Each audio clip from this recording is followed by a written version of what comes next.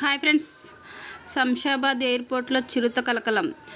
శంషాబాద్ ఎయిర్పోర్ట్లో చిరుత కలకలం సృష్టించింది. గొల్లాపల్లి నుంచి ప్రవహారీ రోడ్డు గోడ దూకి ఓ చిరుత లోపలికి వచ్చింది. శంషాబాద్ మున్సిపాలిటీ పరిధిలోని గొల్లాపల్లి వద్ద ఎయిర్పోర్ట్లో సంచరించింది. అయితే చిరుతతో పాటు దానికి 2 పిల్లలు ఉన్నట్లు తెలుస్తుంది.